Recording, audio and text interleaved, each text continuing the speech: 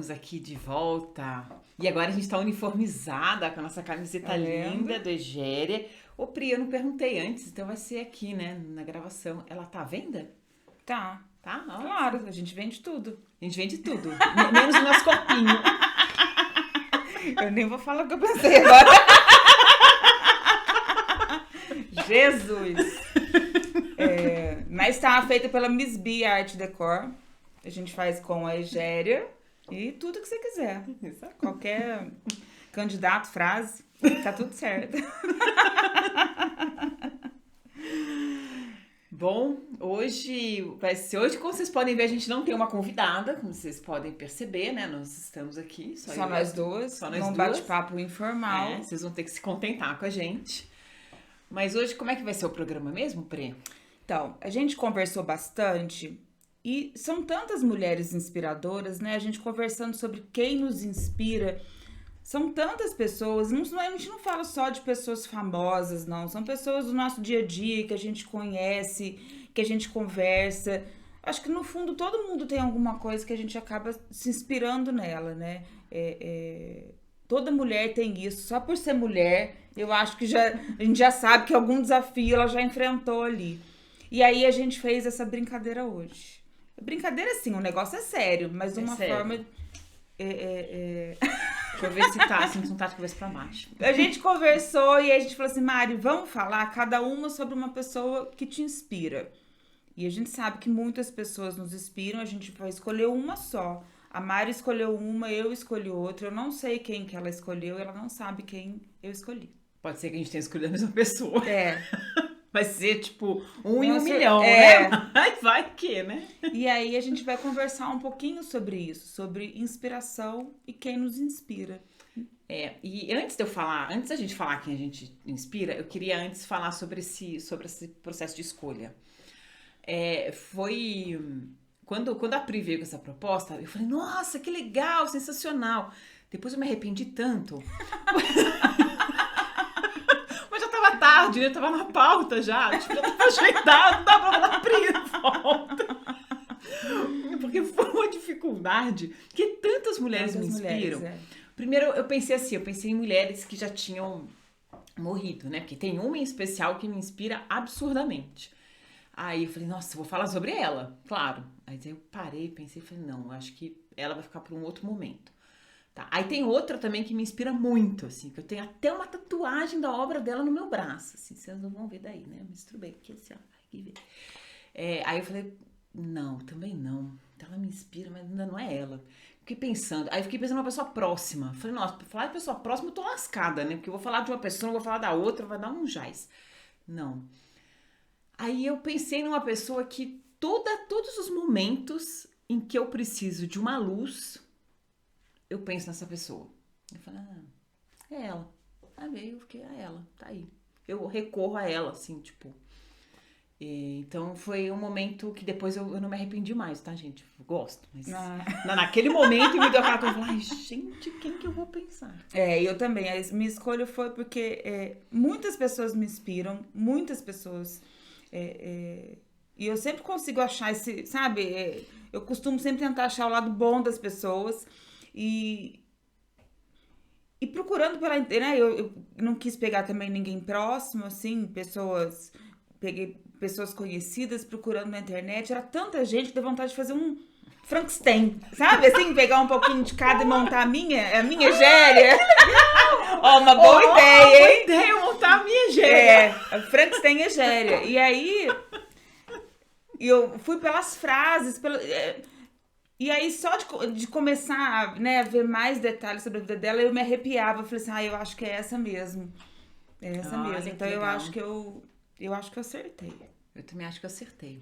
Não é competição, tá, gente? Até porque ela é jornalista e isso não... você é advogada!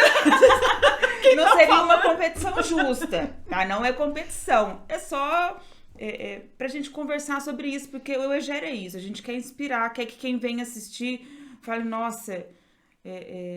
né, sair um pouquinho melhor do que chegou. Né? Realmente. Ai, que lindo, gente, adorei. A Pri super me inspira, viu? Gente, mas quem falou isso foi a Madre Teresa de Calcutá, tá? Que também me inspira. Não fui eu, mas assim, tem umas frases que a gente leva pra vida, né? A gente leva pra vida. Leva pra vida mesmo.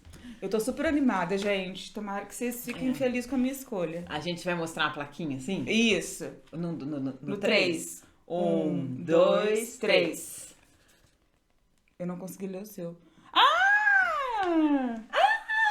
Que sucesso! Aqui, ó. Mais pra cima. Monja Coen.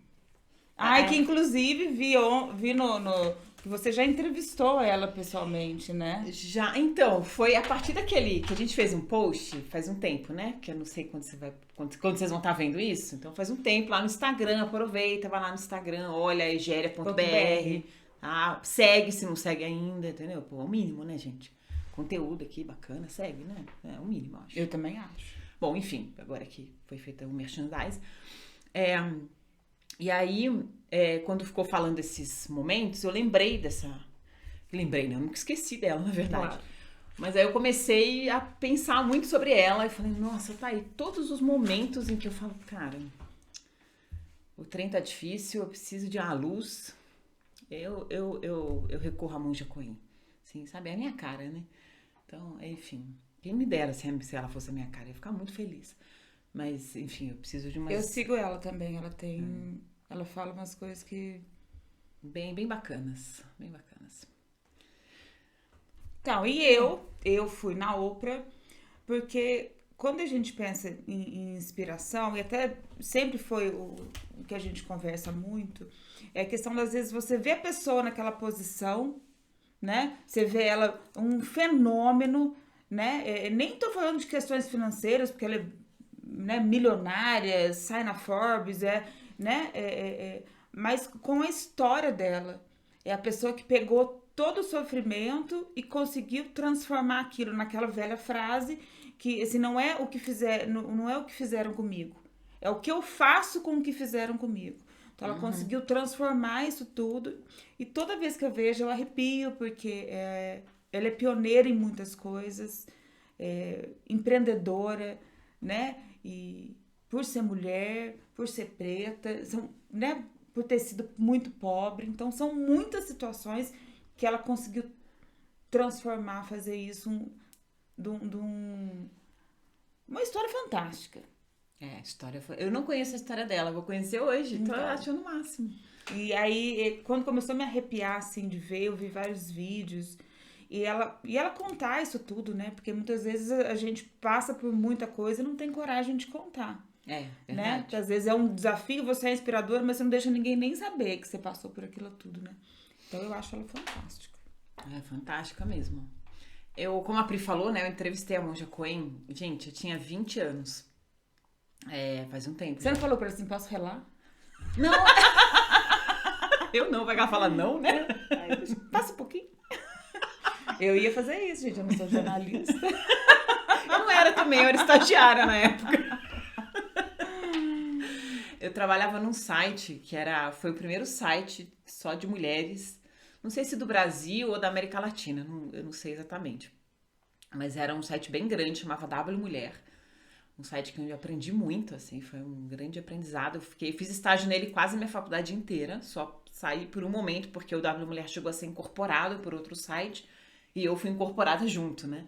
Aí depois eu voltei, porque, enfim, eu não vou ficar aqui explicando, vai ficar muito tempo. Então, aí... Só que, assim, a Monja Coen foi uma entrevista por acaso, na verdade. Foi assim, eu tava com meu coração partido. Ai, que triste. Coisa de adolescente, né? Pós-adolescente, tinha 20 anos, né? Adolescência tardia, sei lá, não sei como é que chama isso.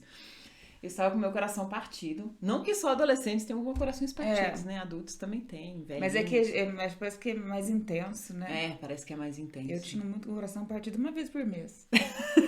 No meu não era muito diferente, não, viu? Mas eu sou de Sagitário, gente. É muito coração partido nessa vida. Sagitário vai, né? É muito amor. É muito né? amor. Aí você tem Lua em Sagitário, eu entendo um pouco. Então. Eu entendo, a gente vai, entendeu? Vai. Muito Bom, amor. Enfim, eu tava com meu coração partido, meio desesperada, pensando que a vida tinha acabado e tal. Eu tinha uma grande amiga, não, ainda tenho, ela é viva e ainda é minha amiga, a Fernanda, aliás, um beijo pra ela, vou até falar pra ela assistir esse. Quer dizer, eu vou falar pra assistir todos, né? Esse Isso. especial. Obrigatório, vai fazer resumo depois. É isso aí, Eu vou entregar fazer o isso com resumo. meus amigos, já tô avisando, viu? Ah, boa Tem que ideia. assistir, fazer resumo e me mandar pelo WhatsApp pra ver se viu mesmo. Exatamente, vale nota, né? Isso. Então pronto. Aí, eu fui no trabalho dela, né? Que era tudo meio próximo. E lá ela me apresentou um colega dela que praticava um tal de Zen budismo. E aí, a gente comentando no meu coração partido, aquelas coisas, né? Eu toda triste e tal. Ele falou assim, vamos lá no templo, eu vou apresentar pra vocês o templo ali da Liberdade.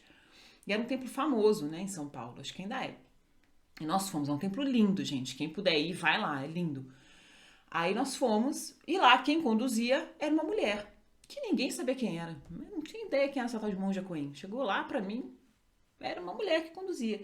E eu lembro dela, eu me lembro muito da primeira vez que eu a vi, assim. Ela tava sentada na cadeira com 2 cachorrões enormes. Que eu falei, gente, que poder, cara. Que eu achei ela tão assim, tipo, grandiosa, poderosa. E uma paz no semblante. Mas uma paz, que eu falei, gente, eu quero essa paz pra mim. Como é que eu faço? Tá. E nessa época, os iniciantes e os iniciados e os monges meditavam todos juntos, faziam zazen, né? Porque o Zen budismo tem o zazen, que é como base, né? Fazia o zazen junto. Então, fomos nós, eu e a Fernanda, que nunca tínhamos feito zazen na vida, fazer zazen com ninguém menos do que a Monja Coen. E foi 40 minutos de zazen. Aí você não ficava assim de olho fechado, só olhando a cara dela, você não ficava? Não, é de costas. Ah, é? Ah. Fica todo mundo num círculo olhando pra parede. Acho que é pra Sério? isso mesmo, pra você não ficar assim. Tipo... Eu ia ficar assim. Não, Só uma espiadinha nela. Mas é virar pra parede, tem como só ficar assim. Aí terminamos. Eu voltei no dia seguinte, fui trabalhar normal. E comentei com a minha editora. Falei pra ela, falei assim, nossa, eu fui no zazen, tá uma monja. Ela olhou pra mim e falou assim, nossa, uma monja. Podia entrevistar ela, né? Eu falei, você não vai me dar entrevista. Tenta? Eu falei, tá. E até então, eu tinha interessado uma pessoa na minha vida, que foi um homem. Então, ela foi a primeira mulher que eu entrevistei e a segunda pessoa da minha vida. Eu tinha 20 anos. Aí, eu fui lá e perguntei. E foi interessante que ela tava, na hora que eu cheguei, ela tava sentada num banco, lá, tipo... Eu fui à tarde, Com cachorro ou sem cachorro? Sem cachorro. Sentada num banco, assim, olhando. Aí eu olhei pra ela e falei, oi, monja, me apresentei. Falei, eu estive aqui outro dia e tal. Tudo bem, tudo.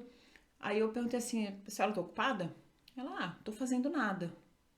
Falei, posso fazer nada junto? Pode. Fiquei lá sem fazer nada. Aí que eu entendi que realmente, gente, fazer nada é importantíssimo. Esvazia a mente. A gente fica nessa coisa, nessa loucura, né? A gente fala, gente, eu tenho que estar sempre produzindo, fazendo alguma coisa. Não, cara, você pode ter um dia pra não fazer nada. Pra fazer nada. Fazer nada é fazer alguma coisa também. Depois desse dia é uma coisa que de vez em quando eu me pego, assim, você tá fazendo nada? Tô fazendo me nada. Deixa não fazendo nada. Me deixa aqui não fazendo nada. Não tô vendo vídeo, não tô lendo livro, não tô pensando na vida, não tô no ócio criativo, nada. Estou fazendo nada. Eu vou fazer uma observação. Eu acho que eu nunca consegui não fazer nada. Eu vou começar a prestar atenção nisso agora. Às vezes eu nunca consegui. Uns 5 minutos, não às fazer vezes. nada é fechar o olho. Tava fazendo a lista do supermercado. Tá faltando açúcar, tá faltando certeza. Não é? Ele tá pensando o que eu tenho que fazer, não é? É um exercício. Você fica ali, e é normal a mente ir. É normal, ela tem que ir. Você não consegue, se você prender a sua mente, você não tá fazendo nada, você tá prendendo a sua mente. Você tem que deixar ela ir, assim. Eu acho isso um desafio. Não... Mas esse é um desafio gostoso, porque você deixa a mente ir, mas você não se prende nenhum pensamento. Por exemplo, começa a fazer lista do supermercado, fala, tá bom, supermercado, já que eu faço você, tá? Já que eu penso em você. E deixa aí. Se ele quiser continuar fazendo isso no supermercado, deixa fazer, deixa a mente fazer. Mas não se apega a ela, assim, sabe? Deixa ela, quer fazer a mente, faz, entendeu? O zazen, a primeira vez que eu fiz, foi 40 minutos. Acho que eu fiquei uns 30 minutos pensando, lembrando de tudo que eu não tinha feito na vida, né? Nossa, eu não liguei pra fulano. Nossa, tem um trabalho pra entregar. Meu Deus, eu esqueci não sei o quê. Porque eu sou muito esquecida, né? Então, nossa, esqueci isso, esqueci aquilo. Aí eu pensei, eu queria ter um caderninho aqui que eu ia anotar tudo que eu esqueci aqui. Porque depois você vai sair, você vai esquecer o que você esqueceu. Eu vou esquecer tudo de novo. Então... Mas a minha mente me boicota. Um dia eu fui dormir, falei, vou contar carneirinho. Até os carneirinhos vêm de 3, não consigo contar. Juro! Não dá. Eu já tentei fazer meditação, não consegui. Tudo que eu tento, assim, minha mente, sabe? Aí começa a lembrar todas as vergonhas que eu já passei na vida. Eu falei, não, aí eu também não quero ficar lembrando, sabe? difícil. É difícil. Mas e ela te deu a entrevista? Deu. Naquele momento? Não, naquele momento não. Só Aí eu marquei marcou. com ela falou, vamos marcar tal dia. Eu fui, cheguei lá, ela tava me esperando. Tinha ela e ela tava até, eu lembro, até tava com aquela urna funerária. E ela explicou o que é a urna funerária e tal. Eu falei, nossa, que legal. Fiquei conversando com ela e ela me deu uma entrevista de 40 minutos, gente. Belezinha. Nossa, de uma, assim... Não foi tão boa. E ele é aquilo mesmo, de chegar perto, você sentir aquela paz, você sente. Porque tem gente que tem uma energia ótima, né? A gente chega perto, a gente já sente a energia da pessoa. Tem. Ela é daquele jeito mesmo, porque ela fala calma, assim, sabe? Ela é calma, falando que você... Ai, você tenta na calma dela. Igual nós. Igualzinha. A gente, assim, perto da gente, você vai beber pinga, cerveja, cachaça, vai sair dançando loucamente. Ai, Jesus. Aliás, assim, né, aproveitando esse momento, né, podia um dia, né, quem sabe perguntar pra Monja Queens, ela não quer participar do Doigéria, ela é uma Doigéria. A gente pode fazer até uma campanha, né? A gente pode, olha só, não é difícil. Pode Há sim. 20 anos depois, 20 não mais, né, 20, deixa pra lá quantos anos. Mas tantos anos depois, olha só, interessante. E ela é fantástica. É fantástica, né, eu acho também. Bom, agora eu vou falar um pouquinho da minha. Tá. Tá. Eu fui atrás da Oprah, né? Já sabia de algumas coisas que a gente sempre vê nas redes sociais, de uma família muito pobre, mãe solteira, e a mãe deixou ela com a avó, ela cresceu com a avó, e teve aquela situação que foi muito até discutida, né, nas redes sociais, nos jornais, a questão dela ter sido violentada dos 9 aos 13 anos. Ela engravidou aos 14, perdeu o filho e aí foi morar com o pai, que o pai era muito rígido, colocou ela para estudar. Então, uma coisa a se pensar também, como o estudo foi uma salvação, né, para a história dela, que ela resolveu se dedicar aos estudos, formou, conseguiu uma bolsa, conseguiu formar em comunicação. Então, o estudo é uma salvação, né, para todos nós, independente de condições, mas ela viu isso, soube aproveitar essa oportunidade. E ela fala muito, Mari, sobre a questão da gente sempre agradecer o que tem, focar mais naquilo que a gente tem e agradecer do que daquilo que não tem. O contentamento, né? Eu gosto muito dessa sensação, do contentamento, de agradecer. Acho que quando a gente agradece o que a gente tem, é isso. Eu falo assim, gente, eu estou contente com o que eu tenho, estou contentada com o que eu tenho. Acho que isso é muito importante. E hoje a gente vê, gente, sem querer fazer perfil coach de maneira nenhuma, mas essa história do quanto mais você agradece, mais você tem, mais coisa boa acontece. E eu acho que é essa vibe mesmo e eu achei fantástico conseguir enxergar tanta coisa boa, né, em tempos tão difíceis. Eu que trabalho muito com o criminal, né, ver uma mulher vítima de uma violência dessa tão jovem, ela soube fazer exatamente aquilo que eu tinha falado, de não é o que fizeram comigo, mas o que eu vou fazer com aquilo que fizeram comigo. Uhum. Então eu fiquei muito feliz com a história dela. E por isso também, né, primeira mulher em vários sentidos, uma mulher preta que passou por isso, tá lá na Forbes. E ela fala que ela nunca fez pensando no dinheiro. Ela fez pensando na realização. Ela tem um dom fantástico de comunicação, né? Isso é inquestionável, né? E outra coisa que eu queria comentar aqui, que eu achei muito bacana, que não só essa questão da comunicação, dela ser muito boa, o programa dela ficou muitos anos no ar. Hoje ela tem um canal só dela, né? Porque não basta ter um programa, eu tenho um canal, eu tenho uma televisão pra mim. A gente também tem um canal, só nós. Só então. a gente é boa. Assim, proporções bem diferentes. Mas a gente começa assim. Começa, né? assim? Começa assim. Daqui a pouco a gente tá na Forbes, Então. assim, ó. E ela tem um programa, né, com teve mais de 25 anos. Mas o que eu acho mais interessante e uma coisa que eu entendi e que é uma coisa que eu levo porque eu sou das antigas, principalmente na advocacia, por exemplo, parece que o Michael Jackson não dava entrevista de jeito nenhum. E aí deu entrevista para ela. Então, a questão da credibilidade, da ética no serviço. Então você vê, ela fez uma entrevista exclusiva com o príncipe, eu não sei qual dos filhos da Diana, aquele que abriu mão de ser... Eu também não sei. De ser da família real, exatamente. Só conversa. Várias pessoas só davam entrevista pra ela. Por quê? Por causa da credibilidade, por causa da ética, a importância que é dentro do seu trabalho você agir com ética para quando falarem seu nome, falar, não, se ela tá falando, não corre o risco. E eu prezo muito isso na advocacia, vejo essa nova advocacia até... né, nós temos que estudar a questão da ética na nossa profissão. Então, isso me marcou bastante vendo a história dela.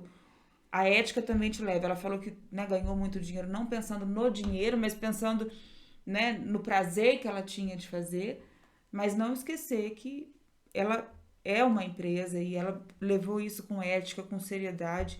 E eu acho que isso é um ponto essencial para crescimento, seja pessoal, profissional, empreendedorismo, seja em qual profissão que a pessoa tiver. Eu acho isso essencial. E você falou da ética, né? Imagina o jornalismo. Se a advocacia tem problema com a ética, imagina o jornalismo, né? Isso é uma coisa muito, muito importante, assim. E essencial, né? Acho que é algo que não deveria nem ser discutida. É um pré-requisito, né? É um pré-requisito, exatamente. E agora você falou, assim, da história da Oprah, eu anotei, assim, algumas coisas, porque a Monja Coen, ela vem de uma família católica, né? Ela não vem de uma família zen budista. Então, ela vem de uma criação católica, tudo. E ela se casou, o primeiro marido dela, ela teve vários maridos, eu não sei quantos, mas acho que foi 4, se não me engano. E o primeiro marido dela, ela se casou aos 14 anos. E ela teve uma filha aos 17. Muito nova, né? Isso, hoje ela tem, acho que hoje ela deve estar com 75 anos, ela é de 47, acho que é isso, 75. Eu não sei fazer conta. Eu também não, eu fiz uma conta ontem, mas eu esqueci, tá? Então, se eu errei aí, foi por pouco, tá, gente? Então, você imagina, né? Quando ela tinha 14 anos, se casar, ter uma filha aos 17. E aí, enfim, muitas coisas aconteceram na vida dela. Ela foi pra Londres também por causa de casamento. E lá ela foi casada com um cara que era muito ligado ao rock and roll, assim, trabalhava com música, fazia iluminação, se não me engano. E aí ela conheceu várias pessoas ali e aí ela ficou sabendo do zazen. Quando eu a entrevistei, ela contou que ela ficou sabendo dessa questão da meditação, do zazen, porque ela via vários músicos que faziam meditação e aquilo chamou a atenção dela. Mas ela só foi se dedicar a isso quando ela foi para Los Angeles. Ela saiu da Inglaterra, depois ela foi para Los Angeles e lá ela conheceu o centro... Peraí que eu vou lembrar, eu anotei aqui, gente. O Zen Center de LA, né? De Los Angeles. E aí lá ela resolveu fazer os votos monásticos, né? E aí no momento que ela faz esses votos monásticos, ela tem que abrir mão de ser mãe, né? Ela não pode levar a criança, filha, para dentro de um monastério. Então, quem criou a filha dela foi a mãe dela. Ela até numa outra entrevista que eu li dela que me tocou muito e que é algo que dialoga muito com uma outra mulher que me inspira muito, que é a Chiquinha Gonzaga, que também abriu mão dessa questão de ser mãe em nome da vida dela, de outras coisas, né? Da carreira dela como pianista e tal. Não que uma coisa esteja acima da outra, mas é o tempo. Hoje em dia, eu acho que deve ser muito diferente uma mulher com um filho começar a vida no monastério. Eu acho que deve ser outra história. Mas naquela época era assim, né? Que nem a Chiquinha Gonzaga. A Chiquinha Gonzaga, ela não podia, quando ela pediu o divórcio do marido dela, ela teve que abrir mão dos filhos. Ela não teve essa opção de falar, olha, eu vou pedir o divórcio, mas eu vou levar meus filhos comigo. Não tem isso. Até porque a lei do divórcio é de 77, né? Enfim. Ainda vamos fazer um programa sobre isso, sobre os direitos das mulheres, que, é uma coisa... É uma coisa de se conversar pra gente ver, né? Já é um histórico que pra gente tudo é mais difícil, né? Exatamente. Tudo mais difícil sempre foi. Sim. Uma mulher só pôde se divorciar, né? Amparada pela lei depois de 1977. Então, assim, as duas... eu fiquei pensando nisso, né? Nessa entrevista ela conta, né? Um pouco que ela deu pra outra pessoa, né? Essa não foi pra mim. Pra outra pessoa, contando esse abrir mão, né? E aí vem a questão do desapego, né? Até a jornalista que entrevistou ela perguntou, mas... E aí entra a questão do desapego, ela falou assim, mas o desapego eu sinto saudade sempre, né? Quando você desapega de uma coisa, não é que você deixa de sentir saudade. Uma das coisas que eu gosto muito da Monja Coen é que ela não chega e fala assim, olha gente, você não vai ter mais sentimento, tá? Você vai fazer zazen, fazer meditação, e aí você não vai sentir mais. Mentira, gente. Sentimento é uma coisa que faz parte da gente, nós somos seres humanos. Mas o que você vai fazer com esse sentimento? Quem é que tá deixar de ser marionete dele, sabe? É legal, assim, quando a gente é mais nova, ter aquela coisa impulsiva, sentir raiva, sentir, como a gente falou, né, muitos corações partidos, um por mês. Assim, isso faz parte da nossa formação como ser humano, só que para sempre a gente precisa ser assim. Então, o Zazen, ele vem muito nessa pegada, né, de falar, ok, vamos deixar de ser marionetes, assim, vamos tomar um pouco mais de controle, para não ficar nessa montanha-russa eterna, né? Que isso atrapalha em tudo, né? Atrapalha na nossa convivência. Quer dizer, não atrapalha, impacta. Acho que atrapalhar é uma palavra forte. Impacta. E aí o que eu acho interessante, assim, é que ela fez os votos monásticos em 1983. Ela teve o apoio dos pais. Os pais falaram, ok, bacana, isso é importante. É muito importante. Muito importante. Só que assim, quando ela foi pro Japão, né? Ela morou não sei quantos anos no Japão. Ela fez todo o ensinamento dela, tudo que ela fez foi lá. E aí, quando lá no Japão, ela começa a ser cogitada para ser líder não sei se é do monastério, de uma comunidade, as pessoas falam, não, gente, mas ela, para ser líder daqui, eu até anotei essa, assim, para ser líder daqui, precisa ser homem, japonês e mais velho. Ela falou, gente, tá tudo errado, né? E aí, quando ela volta para o Brasil, em 2001, ela funda a comunidade Zen Budista do Brasil. E eu entrevistei ela em 2001, eu nem sabia, assim, foi meio próximo, assim. E hoje, assim, ela é mãe, ela é vó, acho que ela é até bisavó, inclusive. Ela tem tudo isso, assim, toda essa bagagem, e assim, e tudo que ela trouxe pro Zen Budismo depois, assim, sabe, de visibilidade, de tornar mais acessível, de entender, eu não sei se, assim, a gente não é oriental, né, nós somos ocidentais, e não adianta dizer que é a mesma coisa. Não é, gente, eu sou, assim, se tem uma diferença entre morar na capital e morar no interior, você imagina do Ocidente pro Oriente.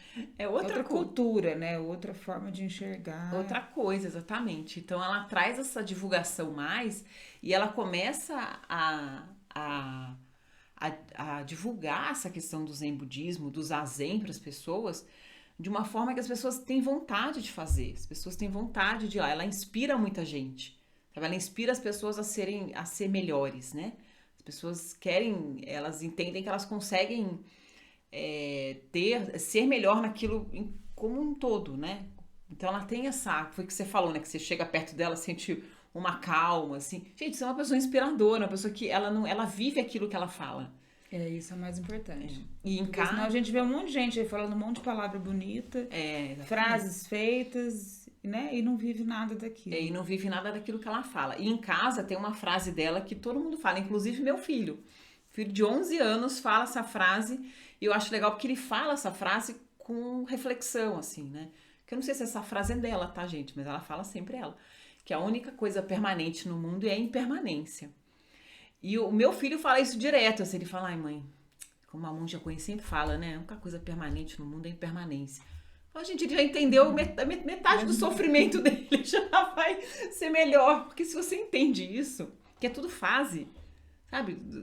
Você tá bem hoje, gente, entenda que não é pra sempre. Você tá bem hoje. Pode ser que daqui a tanto tempo... Não fique bem. Não fique bem. E tá tudo bem, porque também é uma fase que vai passar. Se você estiver muito bem também... É uma fase, porque é uma fase. Se estiver muito mal também, é uma fase. É uma fase. Vai passar. Exatamente. Né? Tudo passa. Tudo passa. Até a uva. Você é velha, né? Mas sempre podia passar. Mas a uva sempre passa. Sempre passa. Sempre passa.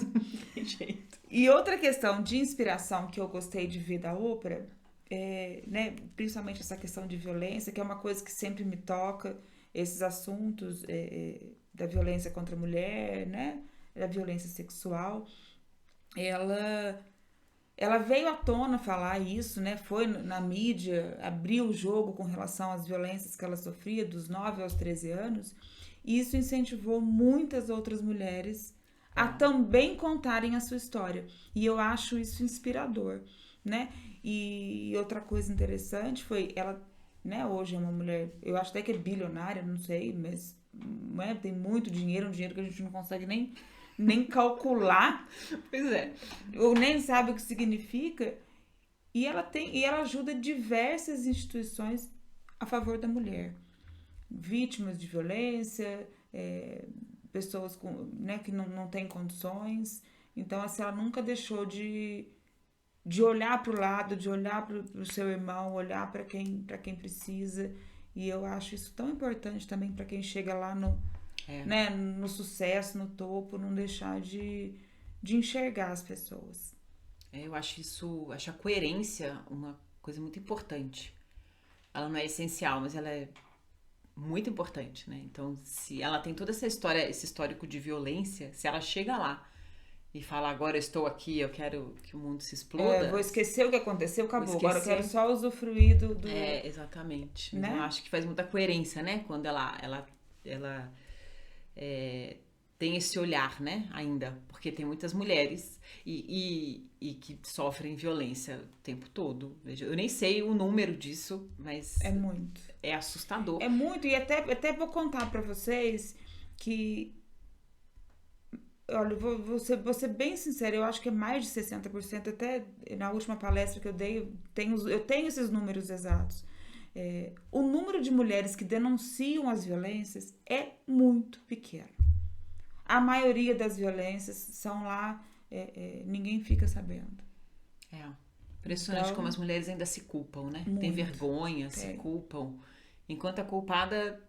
Não é ela. Nunca vai ser ela. Nunca vai mas ser. A gente ainda tem uma sociedade machista, um judiciário complicado, sempre colocam ela numa situação de dúvida, então a gente envolve, nossa, muita coisa. Muita coisa. É muito, muito triste, assim. E o fato da Oprah ter falado, como é que empodera, né? Empodera. Porque acho que toda mulher já escutou isso em algum momento, em alguma roda de conversa, algum assunto sobre violência, que fala, gente, mas é só ir lá, a mulher só ir lá na delegacia e falar.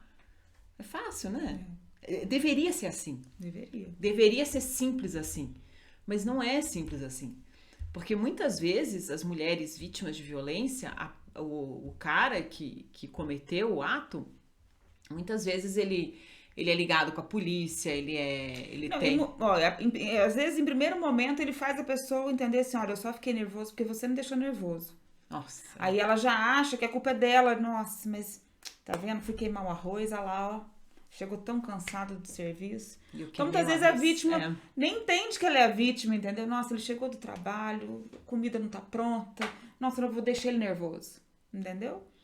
E das outras vezes também a própria família, os amigos falam, nossa, mas o que você fez pra deixar ele tão nervoso, pra te bater, pra te gritar, né?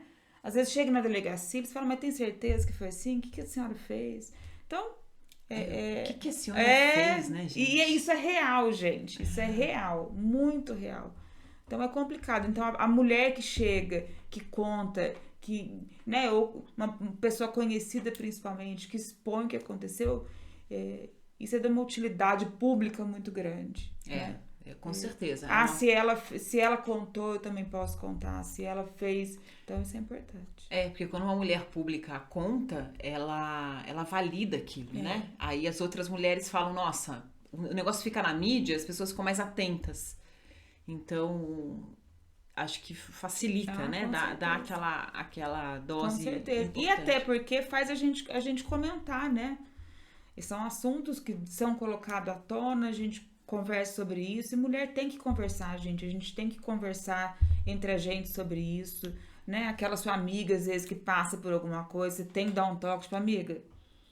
Não é só aquele ciumento, não. Já tá, né? E muitas vezes a agressão não é só física, né? Não. A agressão psicológica, ela é muito pior.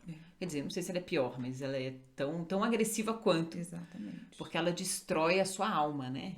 Sua autoestima, tudo. Ela destrói muita coisa. E se a gente pensa, se você vê igual ao caso da Oprah, ser violentada dos dos 9 aos 13 anos, quer dizer, é uma criança em formação, uma cabeça, gente. Então você, né, transformar aquilo tudo, como ela não se sentiu, como, né, e conseguir transformar isso tudo, eu acho que é uma história muito inspiradora. E sei que tem muitas outras mulheres que já passaram por essa situação, que também se reinventaram, né, se transformaram isso, não deixou isso acabar com o andamento da história. Toda história tem momentos difíceis. Eu acho que até a maior inspiração da Egéria é isso, né?